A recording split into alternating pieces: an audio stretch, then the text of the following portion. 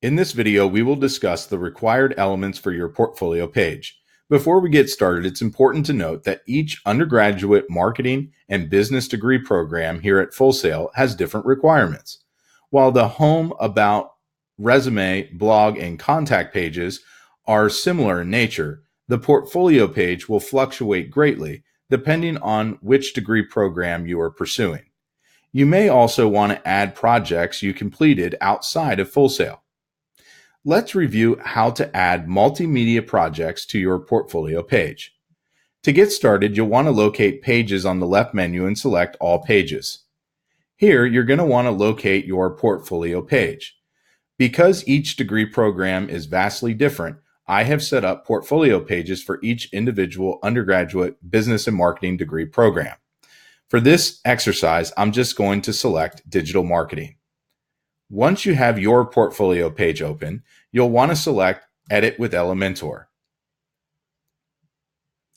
This will open up the Elementor user interface. Now we're ready to begin customizing and personalizing our portfolio page. You'll notice here at the top that there is a welcome message of sorts with a call to action and a video. This video component would be a great area to include your personal brand video. Here, you may want to include some type of copy that introduces the visitor to what they're about to find out later on in the portfolio page. Also, the call to action might be appropriate to send the visitor to your resume page should they be interested in hiring you. If you continue to scroll down, you'll notice that there is a component on your page for all 7 of the project and portfolio courses here at Full Sail. You will complete all 7 of these before graduation. Each one of these project and portfolio classes that you'll complete has a keystone project. Those keystone projects will be included on your portfolio page. And as I mentioned, you may want to include other projects that you're proud of, both at Full Sail and outside of Full Sail. So you can do so by clicking the plus sign right here, and that will allow you to upload either a new template. If you click on the folder, you can include a new page entirely, a new block, or you can select one of the templates that you have already uploaded. There's something that I wanted to show you regarding how to upload different Elementor templates. There is a wonderful resource by Tyler Moore.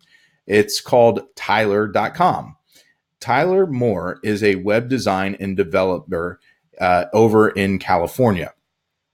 And he has provided for you on Tyler.com, if you click View Templates, there is literally thousands of templates on his site for you to download free of charge. These templates are what was used to create the custom templates that you have for your digital portfolio site. So for instance, let's say that you wanted to include a rather telling image where you had a few different components that you wanted to emphasize. You could click on the left-right image text option, and you can select this. This right here, as you see, there's 2 images with header text, icons above it, and body text. You can download this template if you'd like by simply clicking Download the template. That will open up a window for you to download it to your local device by hitting Save. Okay, so you can actually download several templates from Tyler.com and upload those to your digital portfolio site for use. Let's pretend for a moment that we wanted to include a new features. So if you click on features, you can scroll through here and find several different feature components. Let's say that this hero with text and features is something that we would like to include on our digital portfolio page. Well, once we have it open, we just simply select Download Template. We download it to our local device by hitting Save. Okay, now if we go back to our digital portfolio site, we can click the plus sign and then click the folder icon, and then under My Templates, you'll want to select the up arrow in the circle. This will allow you to upload the file that you just downloaded to your local device. Select File, the green button, and then click to open the actual template. Now, usually this times out. I believe it to be some type of bug, but if you keep getting the spinning Elementor feature and it has been timed, it's been doing that for a while, just go ahead and click the save button and then click the exit and then simply repeat the process. So click plus and then the folder, my templates, and then you'll find the template here. You can insert it by clicking the green insert button and then select yes. And now here you can see that that template has been added directly to your digital portfolio site. You can go about customizing it however you see fit. So Tyler.com is a wonderful resource for you to select your templates from to continue customizing your portfolio page. I'm going to go ahead and exit out of that. All right. Let's say we would like, and in Project and Portfolio 1, we created a report, an APA style document. Well, we can upload that to a site called slideshare.net. Slideshare.net is the equivalent of YouTube, but for keynote presentations and PowerPoint presentations. You can also upload documents like you see here. So in order to embed this document and allow our visitor to see our wonderful report that we wrote in Project and Portfolio 1, all we'd have to do is, just like on YouTube, we hit the share button below it, and that gives us an iframe code. This iframe code is what you will copy and paste into your digital portfolio site. So under embed, we'll want to select that and Command C to copy it, go back to our website, and now here in this area, we're actually going to add a new component from the left. So we're going to want to scroll down until we see something that says HTML, and it looks like this. We're going to take that HTML component and drag it over on top where we see the blue line above the choose image and drop it. Okay. Now we can edit that by simply including our iframe code right here. So if we Command V over here in this HTML code, we can now see that our file is presented on our website. You'll notice it says private content. That's okay. All that means is that our file has been set to private. And so if we go back to SlideShare and we go to privacy settings, here and down at the bottom where it says embed settings, allow embeds, currently it says nowhere. We just select anywhere, we update, and now we can go back and use that same iframe code, share, copy, Command C, go back to our site. Let's delete all of the information and Command V to paste it. And now you can see the actual document embedded nice and neat into our digital portfolio site. All right. We're now going to want to delete this image. So we right click on the edit option and delete. Okay. And that looks much, much better, right? So much better. It's nice and even with our header and our text and we can change this from watch now. We can change that to read now or download now. And we can have them downloaded if they see fit. Okay, so that's one way that we can embed our APA reports that you'll be creating throughout your degree program here at Full Sail. But there's another type of content that you can save on slideshare.net. And that type of content is a presentation. This is what is primarily known on slideshare.net. So we're going to first check our privacy settings, make sure that we can indeed embed it anywhere. And we get the embed code right here, but I'm going to go through the process just for practice sake. Okay. So when you've uploaded your presentation to slideshare.net, you're going to want to click share again underneath. Under the embed iframe code, Command C to copy that. Go back to your website. And then once more, we're going to select the HTML code. We're going to put that, drag and drop it right on top of this image area here. And under HTML code, we're going to put our cursor here and Command V to paste that iframe code. Now you can see that my presentation has been embedded directly on my digital portfolio website. Again, we're going to get rid of this image down below. And now we can look at it and say, oh, look at this project in Portfolio 2. This is something that we created, and there's the presentation right there. We'll have some type of teaser text, which I'll get into in just a moment, and then a call to action if we wanted them to download it or perhaps view it on SlideShare or check out our LinkedIn profile or anything else that we would like them to do. We can include that in our call to action text here. Okay, there's other types of multimedia content that we can embed on our site, and that would be SoundCloud, right? So SoundCloud, many of us are creating tracks, or maybe in sportscasting, we're developing a podcast and we have it on SoundCloud, available on SoundCloud. So if we wanted to embed a SoundCloud track, there's an even easier way to do that. Here, you'll just want to select the buttons up here, the grid, and that gives us our basic options again.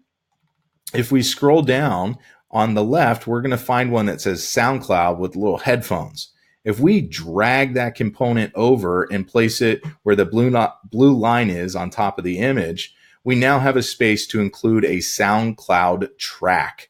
Very cool. We don't want it to be this. We want it to be our sportscasting track. So here, I'm just going to use the President's Podcast as an example.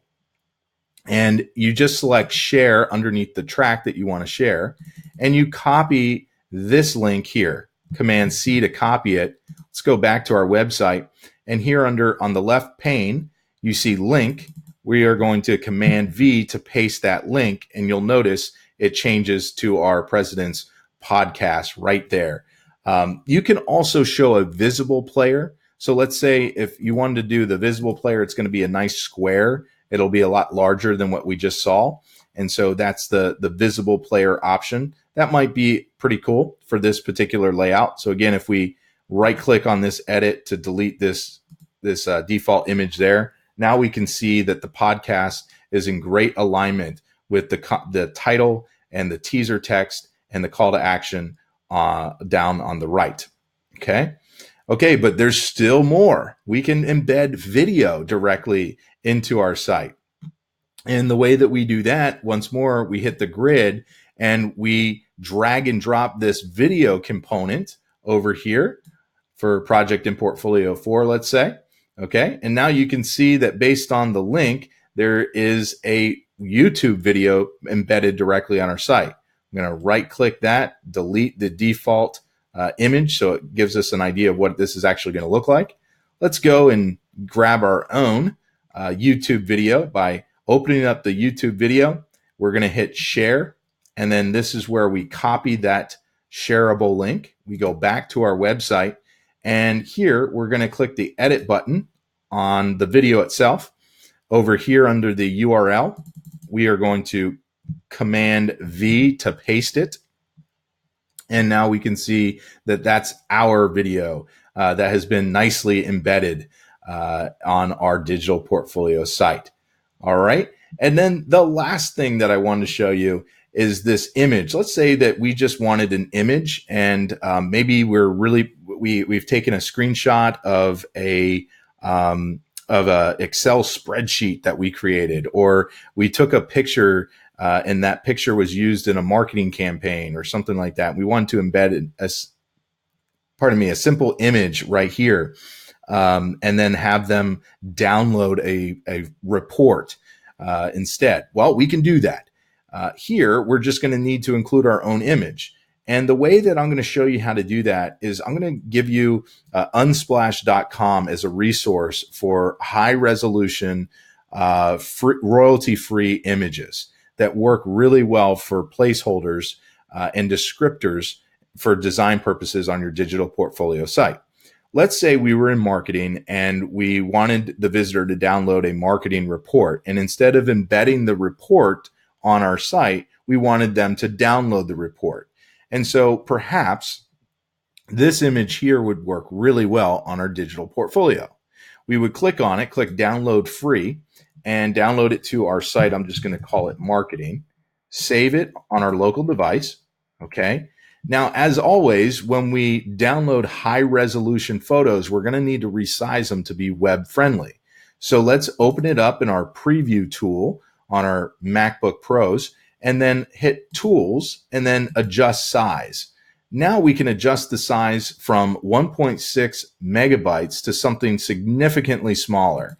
And because we're not using it as a header image or a background image, we can go as small as 640, 480, or perhaps even 640, 480, or 800, 600. I'm going to go 640, 480, nice and small. Now you can see it's dropped down to 72 kilobytes. We like that. So click OK. We're going to Command S to save that as a small file. And then we're going to navigate back to our website. Okay, now we're ready to upload that web-friendly photograph to this location here. And the way that we do that is we click the edit button on the image itself. On the left pane menu, you're going to delete that placeholder and then click the plus sign. Here, you're going to select Upload Files and then select Files. Now you're going to locate that image that you just resized and then select Open. This will upload the image and open it on your digital portfolio site. Once you see the blue check next to the image, you can insert media and hit the blue insert media button in the bottom right, and there you have it. Now you have a very nice looking professional image as a placeholder describing the project that you completed in Project in Portfolio 5. And then you can, instead of read more, maybe you allow them to download now, okay? Or download report, because it was a report. The other thing that I wanted to bring your attention to, now that you know how to embed multimedia content directly on your digital portfolio site, I also wanted to share with you how you might explain or tease one of your projects. And so I've developed a little write-up here that I'm going to copy and paste it in to give you an idea of what you can use. So here, next to this report, let's say that this was a video presentation, okay?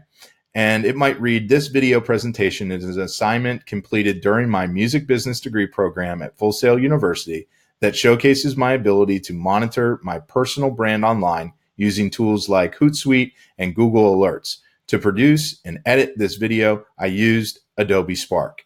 What that tells the visitor is that not only does it tell them what skills you have by explaining, you know, how to use, technical software like, say, Adobe Spark, or you know how to use Hootsuite, you know how to use Google Alerts, but you also know how to use those tools for very specific reasons, like monitoring your brand online. And so that is preparing the visitor to better understand the purpose of the project, as well as what you took away from that project. So in this teaser area throughout your portfolio page, be sure that you're explaining the overall purpose of the project and perhaps some of the things that you learned or new tools that you learned how to use in order to complete that project. All right. And because we made changes, as always, we're going to click the update button down in the bottom left. And just like that, you have customized your digital portfolio page. As a reminder, each degree program has different requirements. However, each degree program has 7 portfolio courses that you will complete, and all of them have projects that you will upload to your digital portfolio site. So it just kind of depends on what the project was that you completed for your degree program and which ones you would like to include outside of your degree program that will go on your portfolio page. Have fun with it.